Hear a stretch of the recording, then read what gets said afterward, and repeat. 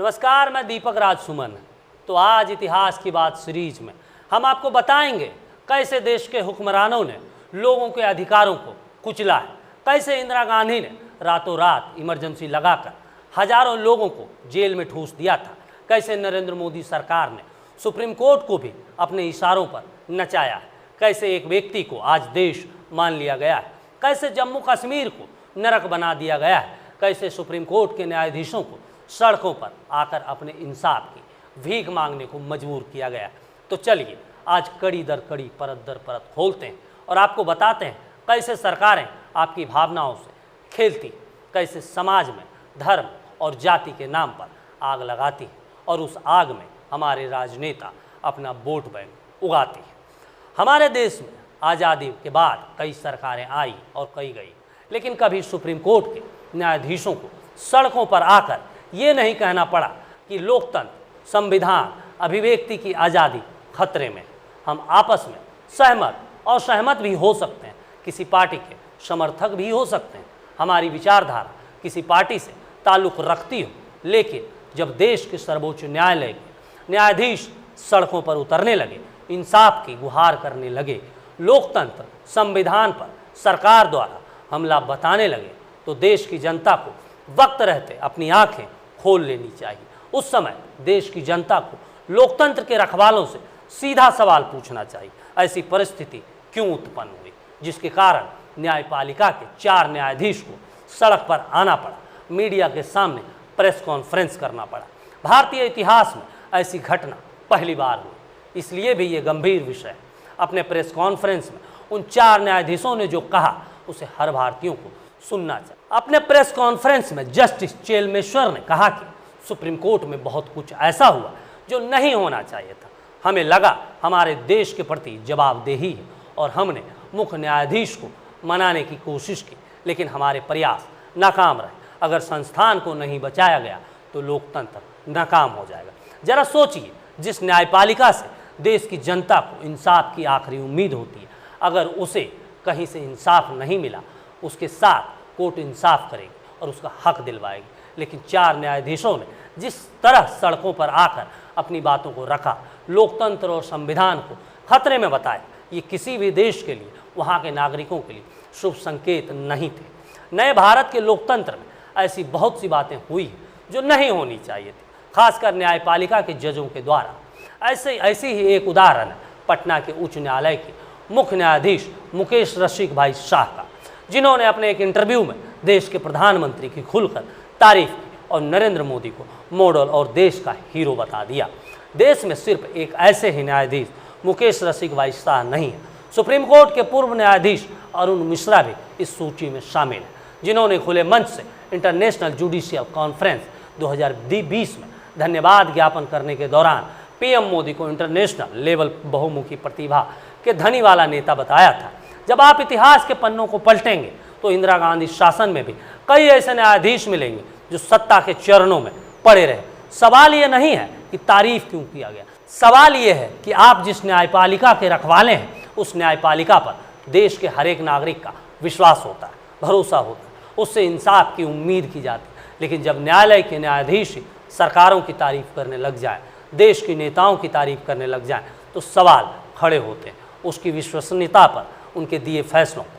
पूर्व में ऐसे बहुत से न्यायाधीश रहे जिन्होंने सरकारों की तारीफ करने के बड़ा इनाम मिला है, जिनमें एक नाम उन्हीं 4 जजों में से एक जस्टिस रंजन गोगोई का है।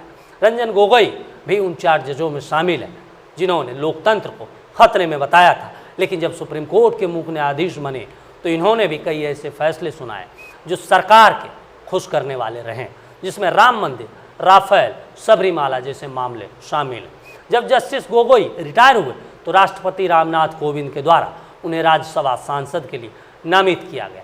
इस पर काफ़ी बवाल भी हुआ। एमआईए के मुखिया असरुद्दीन ओवैसी ने कहा कि क्या यह इनाम है, लोगों को जजों की स्वतंत्रता से कैसे यकीन होगा। ऐसे कई सवाल। ओवैसी का सवाल जायज़ था। ये सवाल हर भारतीयों को रंजन गोगोई से पूछना चाहिए था, आपको ये इनाम किस फैसले के बदले मिला है? राम मंदिर के लिए, राफेल मामले में मोदी सरकार को क्लीन चिट देने के लिए, जिस पर फ्रांस की सरकार ने जांच बैठा दी, जिस पर फ्रांस की एक न्यूज़ वेबसाइट ने दावा किया कि इस डील में बहुत बड़ा भ्रष्टाचार हुआ है। सबरी मामला के लिए या फिर उस मामले के लिए जब सुप्रीम कोर्ट के ही एक महिला कर्मचारी ने जस्टिस गोगोई पर यौन उत्पीड़न का आरोप लगाया, जिसके बाद उस महिला को उस सुनवाई से पीछे हटना पड़ा और कहना पड़ा यहाँ डर का माहौल है। मीडिया में उस महिला ने अपने बयान में कहा, मैंने समिति के माहौल को बहुत भयावह पाया और मेरे वकील की मौजूदगी के बिना सर्वोच्च न्यायालय के 3 न्यायाधीशों का सामना करना मेरे लिए बहुत बड़ी बात थी और मैं बहुत घबरा गई थी। आगे उसने कहा वह आज कार्रवाई से बाहर निकलने को मजबूर थी क्योंकि समिति इस तथ्य को मानने को तैयार नहीं लग रही थी कि यह सामान्य शिकायत नहीं, क्योंकि मौजूदा मुख्य न्यायाधीश के खिलाफ शिकायत हो और यह इसके लिए ऐसी प्रक्रिया अपनाने की ज़रूरत थी जिससे कि निष्पक्षता और समानता सुनिश्चित हो सके। लेकिन उस महिला को पीछे हटना पड़ा। ये आज भी प्रश्न चिन्ह खड़ा करता है।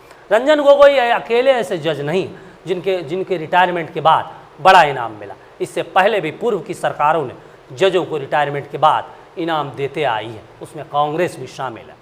2012 में राज्यसभा के विपक्ष नेता के तौर पर अरुण जेटली ने कहा था, सेवानिवृत्ति से पहले लिए गए फैसले सेवानिवृत्ति के बाद मिलने वाले पद की चाहत से प्रभावित होते हैं। मेरी सलाह है सेवानिवृत्ति के बाद 2 सालों का अंतराल होना चाहिए, अन्यथा सरकार प्रत्यक्ष और अप्रत्यक्ष रूप से अदालतों को प्रभावित कर सकती है और एक स्वतंत्र, निष्पक्ष और ईमानदार न्यायपालिका कभी भी वास्तविकता नहीं बन पाएगी। सुप्रीम कोर्ट के जस्टिस रहे ए.के. गोयल जिस दिन रिटायर हुए उसी दिन उनको नेशनल ग्रीन ट्रिब्यूनल का चेयरमैन बनाया गया। उससे पहले जस्टिस आर.के. अग्रवाल को नेशनल कंज्यूमर रिड्रेसल कमीशन का चेयरमैन बनाया गया था। केरल हाईकोर्ट के मुख्य न्यायाधीश रहे अटॉर्नी डोमिनिक के रिटायरमेंट के 1 हफ्ते बाद ही केरल सरकार ने उनको राज्य मानवाधिकार आयोग का अध्यक्ष चुन लिया था। ये सभी नियुक्तियाँ इन सभी न्यायाधीशों के फैसलों पर प्रश्न चिन्ह खड़ा करती है, जैसा अरुण जेटली ने कहा था। लोकतंत्र में ऐसे काले धब्बे कोई नया नहीं, इससे पहले भी और इससे अधिक खतरनाक स्थिति में इस देश के लोकतंत्र को लाया गया। लोगों के अधिकारों को कुचलने का प्रयास किया गया, मीडिया की आज़ादी को कुचलने का प्रयास किया गया, विपक्षी नेताओं को बोलने से रोका गया था। वो थी इमरजेंसी, इंदिरा गांधी द्वारा लगाया गया आपातकाल, जिसे इस देश की जनता ने भुगता है। आज भी हर देशवासियों के मन में एक रहस्य बना हुआ है, आखिर इमरजेंसी लगाने की जरूरत क्यों पड़ी। भारतीय लोकतंत्र के इतिहास में 25 जून 1975 की तारीख काले दिन के तौर पर दर्ज है। इसी दिन पूरे देश में 21 महीनों के लिए आपातकाल लगा दिया गया। आपातकाल लगाने के पीछे इंदिरा गांधी सरकार ने तर्क दिया कि विपक्षी नेताओं के द्वारा देश का माहौल खराब किया जा रहा है। लेकिन सच ये कि इलाहाबाद हाईकोर्ट ने इंदिरा गांधी को रायबरेली चुनाव के अभियान में सरकारी मशीनरी का दुरुपयोग करने का दोषी पाया था और उनके चुनाव को खारिज कर दिया था। इतना ही नहीं, इंदिरा गांधी पर 6 साल तक चुनाव लड़ने और किसी भी तरह के पद संभालने पर रोक लगा दी थी। हमारे देश के लोकतंत्र पर यह सबसे बड़ा प्रहार था।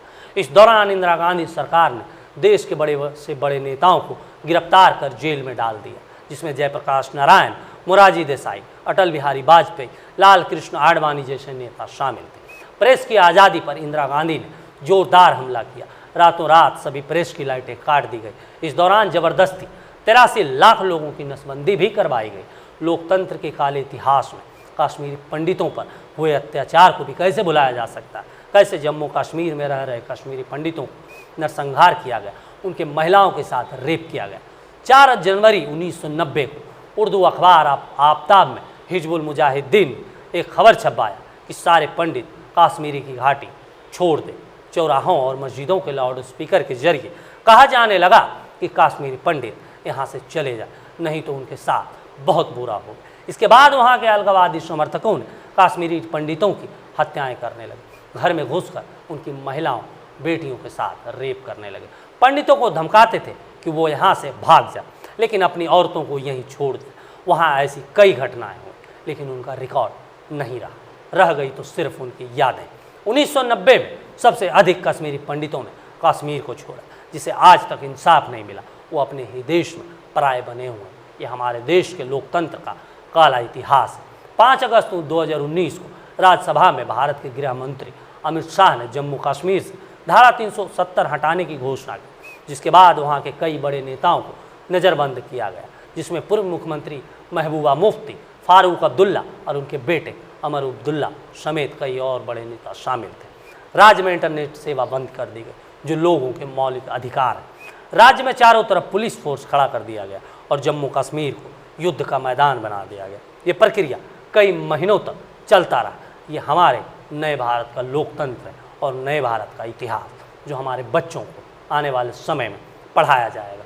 14 फरवरी 2021 को उमर अब्दुल्ला ने एक ट्वीट किया और उन्होंने अपने ट्वीट में लिखा, अगस्त 2019 के बाद ये नया जम्मू कश्मीर है, बिना बताए हमें अपने घरों में बंद कर दिया गया।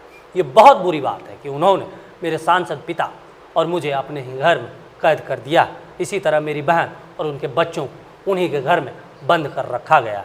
आगे उमर अब्दुल्ला कहते हैं, चलो आपके लोकतंत्र में नए मॉडल का मतलब है कि बिना किसी स्पष्टीकरण के हमें अपने घरों में बंद कर रखा जाता है, लेकिन घर में काम करने वाले स्टाफ को भी काम करने के लिए घर में आने की इजाज़त नहीं दी जा रही। पूर्व मुख्यमंत्री महबूबा मुफ्ती मीडिया से बातचीत में उस दौरान कहा, जम्मू कश्मीर में एक खुली जेल बन गया है। लोग सिर्फ मुंह खोलने की वजह से कैद में वो अपने घरों की चार दीवारी के भीतर फुसफुसाते हैं क्योंकि वो डरे हुए। क्या अपने लोगों के साथ ऐसा किया जाता है? महबूबा ने कहा, भारत में असहमति को अपराध बना दिया गया। आज विरोध करने वालों की आवाज़ दबाई जा रही, उनके अधिकारों का हनन किया जा रहा। ये कहानी नए भारत के लोकतंत्र की है, जहाँ विरोध को देशद्रोह मान लिया गया। इसका जीता जागता उदाहरण उत्तर पूर्वी दिल्ली से दंगे से जुड़े एक मामले, जिसमें जामिया मिलिया इस्लामिया विश्वविद्यालय में पढ़ाई करने वाली आसिफ इकबाल तमहा, JNU की छात्रा देवंगाना कालिता और नताशा नरवाल को तत्काल जेल से रिहा करने का आदेश देते हुए दिल्ली हाईकोर्ट ने सरकार और दिल्ली पुलिस पर सख्त टिप्पणी की थी, जो हर भारतीयों को जानना चाहिए था। अदालत ने कहा, ऐसा लगता है कि असहमति को दबाने की अपनी बेताबी में सरकार के दिमाग में प्रदर्शन करने के ये संविधान प्रदत्त अधिकार और आतंकवादी गतिविधि के बीच रेखा कुछ न कुछ धुंधली होती प्रतीत होती है। यदि यह मानसिकता प्रबल होती है तो यह लोकतंत्र के लिए एक दुखद दिन होगा। इसने यूपीए के तहत आतंकवादी गतिविधि की परिभाषा को कुछ न कुछ अस्पष्ट करार दिया और उसके लापरवाह तरीके से इस्तेमाल के खिलाफ चेतावनी देते हुए छात्र कार्यकर्ताओं को जमानत देने से इनकार करने की निचली अदालत के आदेशों को निरस्त कर दिया। नए भारत के लोकतंत्र में ऐसी बहुत सी कहानियां हैं जो आने वाले दिनों में मौजूदा सरकार की मंशा को लेकर प्रश्न चिन्ह खड़े करने पर लोगों को मजबूर करेगी।